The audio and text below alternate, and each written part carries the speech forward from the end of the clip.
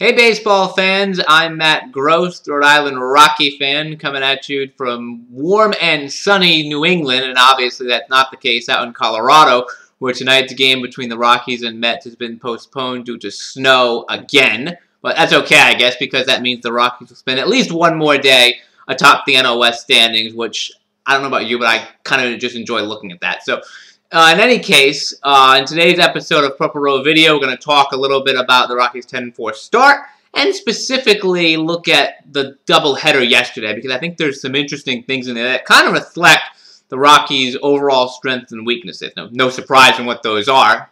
Offense and bullpen strength, starting rotation in the weakness category. But I think it just kind of illustrates it very nicely, so it's a good place to jump off of because it's recent and it's topical.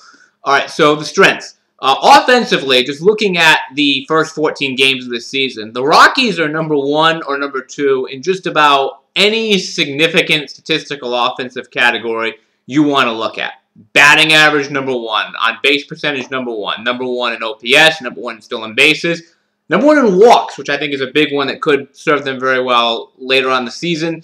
And home runs, I think they're number 2 now. So they're up there across the board. You can play the Coors Field card if you want, but so far they've only played 5 games at Coors Field, and it hasn't even played that offensive-friendly yet. So in any case, you can debate exactly where they would fall if they played in the pitcher's park. But the bottom line is that the Rockies' offense has already flexed their muscle early on this season. And we saw it yesterday where they came back twice in the game. The first one only down by 2 runs, so nothing too impressive there. But in the second game, down by 6 runs to come back and win 9-8. So you saw once again what the offense could do there. And right now, if I look at this offense, I see 5 guys who, in my mind, are unquestionably above average hitters right now. Either a little bit above average or well above average when you take their entire makeup into play. I think, obviously, Carlos Gonzalez, Troy Tulowitzki are the big 2. But even Fowler, I think, has gotten to that point. I'd put Rosario in that category now. Emphatically, I'd put him in that category because of the amount of damage he can do and the sheer improvement he's shown me at the plate. And I think even Kadire I would put in that category right now. I think he may only be a little bit above average, but I think you're still going to put him in that category. And then they've got other guys like Helton, who may still have enough gas in the tank. Rutledge, who's gotten off to a slow start, but I think could get to that slightly above average point at the plate by the middle of the season. And, of course, you got Arenado waiting in the wings to come up. He could be there by midsummer. So the point that I'm trying to get to here is that the Rockies lineup could be at a point by June or July this year where they've got 6, 7, possibly 8, but that's going to be really hard, guys in this lineup that are going to be a real pain for the pitcher to deal with. And that's very, very significant because this team is starting to look like a team where you can't just say, oh, I'm not going to let Tulowitzki and Gonzalez beat me and then I'm going to be okay. No.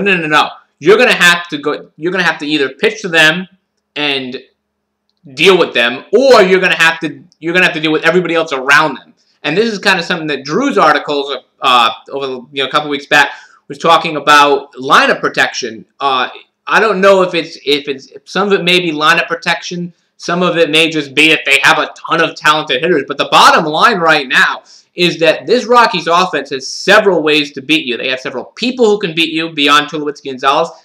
And they have several different ways they can beat you. They can beat you with power. They can beat you with patience. They've got a lot of guys in this lineup now between Fowler and Helton and Tulowitzki. And even Gonzalez has 9 walks on the season so far this year. So they can beat you in that way. They can beat you at speed in the base path, particularly at the top of that lineup with Fowler and Young and Gonzalez and Rutledge, all very, very fast base runners and some of them very good base stealers. So the bottom line here is that the offense is going to be a strength.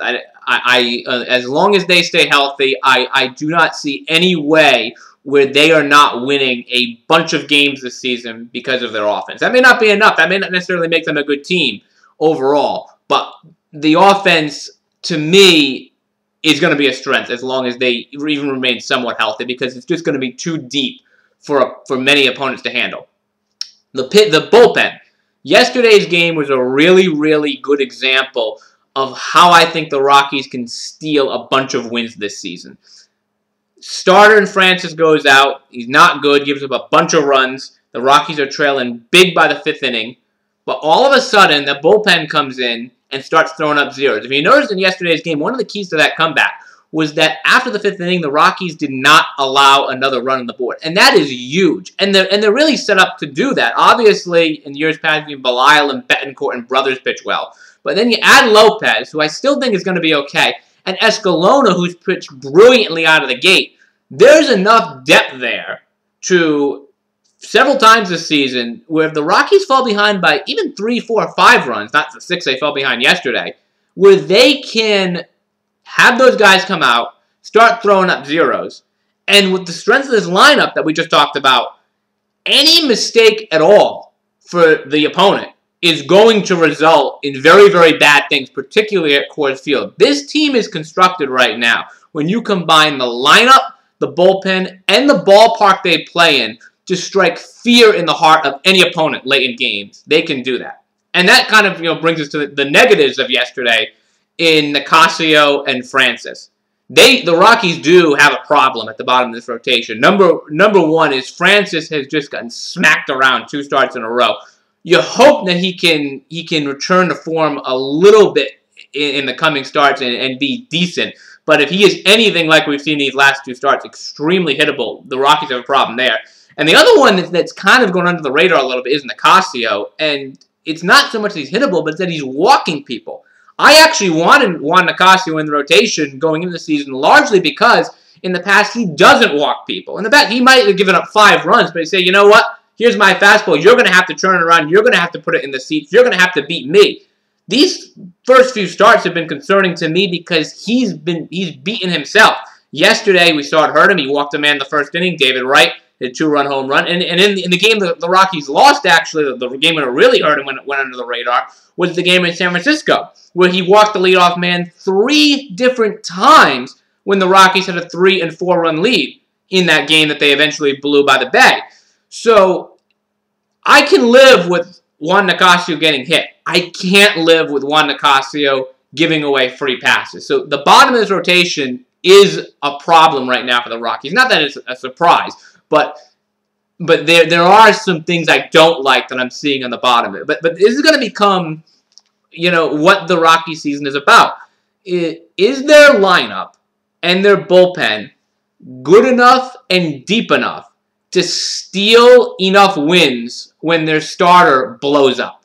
They did it yesterday. They're a little bit in Game 1. They're only down by a couple runs, so I'm not sure I'd include that in the category. But Game 2 yesterday, it didn't happen in exactly the fashion I would have expected it to.